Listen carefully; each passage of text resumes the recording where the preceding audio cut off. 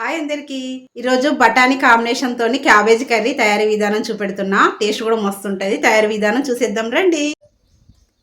Cabbage ఇట్లా చిన్నగా తక్కువాలి.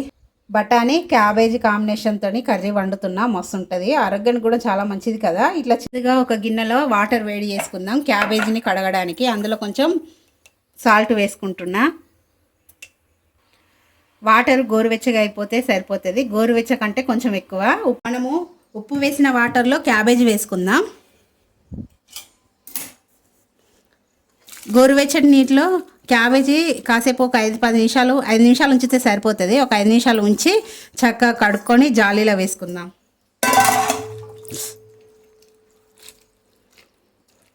ఏమన్నా పెస్టిసైడ్ ఉన్నా, ఏమన్నా చిన్న పురుగులు లాంటివి ఉన్నా కానీ పోతాయి. ఒక 5 నిమిషాలు అయినాక మంచిగా మళ్ళీ ప్లెయిన్ వాటర్ వేసి మంచిగా నీట్గా కడుక్కొని చిల్లుల జాలలో వేసుకుందాం. బఠానీలలో కాస్త వాటర్ వేసి మంచిగా ఉడకబెట్టుకుందాం. ఇవి డ్రై బఠానీ, నైట్ అంతా నానబెట్టుకున్న. పచ్చి బఠానీ అయినా వేసుకోవచ్చు, డ్రై బఠానీ అయినా వేసుకోవచ్చు. ఇక ఇప్పుడు కొంచెం పచ్చి బఠానీలు దొరికాయి కాబట్టి డ్రై బఠానీ మంచిగా నైట్ నీళ్ళలో నానబెట్టుకున్న. దీన్ని ఉడకబెట్టుకుందాం. చక్కగా ఉడకబెట్టుకుందాం. మనం బఠానీలని మంచిగా ఉడకబెట్టుకుందాం. బఠానీలని కాస్తంత ఆయిల్ వేసుకున్న బాండి పెట్టుకొని ఆవాలు వేసుకోవాలి. ఆయిల్ కాగిన తర్వాత కాస్త జీలకర్ర వేసుకున్నా.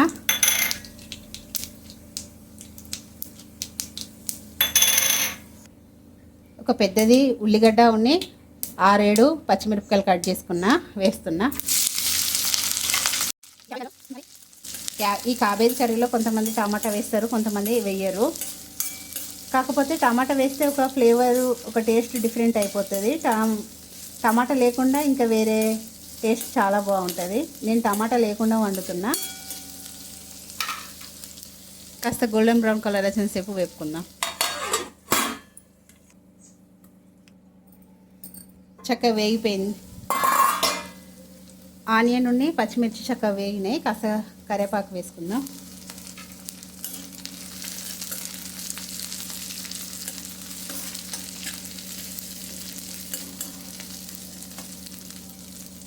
కాస్త అల్లం వెల్లుల్లి పేస్ట్ వేసుకుందాం. అల్లం వెల్లుల్లి పేస్ట్ వేసుకున్నాక మంచిగా కలుపుకోవాలి. తగినంత పసుపు వేసుకుందాం.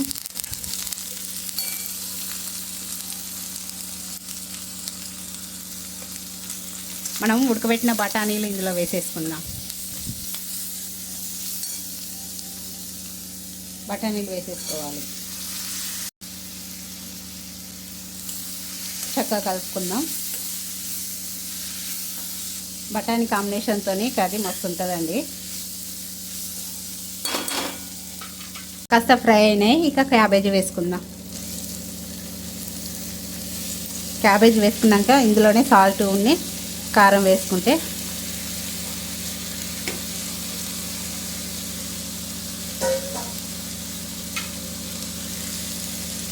ఉప్పు వేసుకొని కాస్త కలుపుకొని ఉప్పు వేసుకున్నాం అనుకో, ఆ ఉప్పుతోని మంచిగా ఉడికిపోయినట్టు అయిపోతాయి. క్యాబేజీ సాల్ట్తోని మంచిగా ఉడికిపోయినట్టు అవుతుంది. అప్పుడప్పుడు తినాలి తరచుగా క్యాబేజీ. ఆరోగ్యానికి ఎంత మంచిదో మీ అందరికీ తెలుసు కదా. ఆరోగ్యానికి మంచి చేసే ఫుడ్ అప్పుడప్పుడు వండుకొని తింటే, రెగ్యులర్గా ఆరోగ్యానికి హెల్ప్ చేసే ఫుడ్ వండుకుంటే కాస్త ఆరోగ్యానికి హెల్ప్ చేసిన వాళ్ళం అవుతాం. చక్కగా కలుపుకొని మూత పెట్టుకుందాం. నేను టమాటా ఇంకా ఏమేయం, దీంతోనే మంచిగా ఫ్రై అయిపోతుంది. మళ్ళీ టమాటా వేస్తే వేరే టేస్ట్ అయిపోతుంది.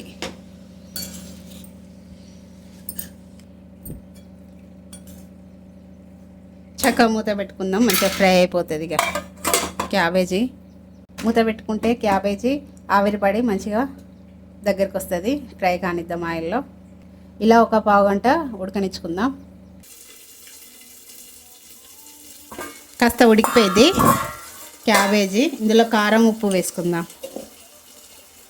ఇందాక కాస్తంత ఉప్పు వేసుకున్నాం కదా, చూసుకొని కాస్త తక్కువ వేసుకోండి.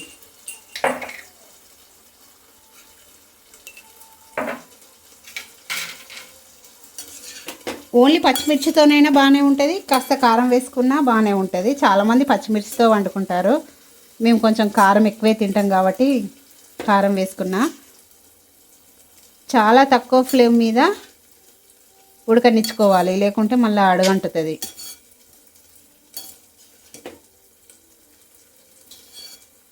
క్యాబేజీలో ఉన్న వాటర్కే చక్కగా ఉడికిపోతుంది, దగ్గరకు వచ్చేస్తుంది.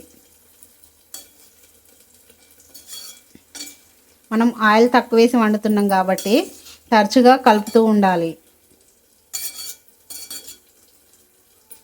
లేకపోతే అడుగంటిపోతుంది.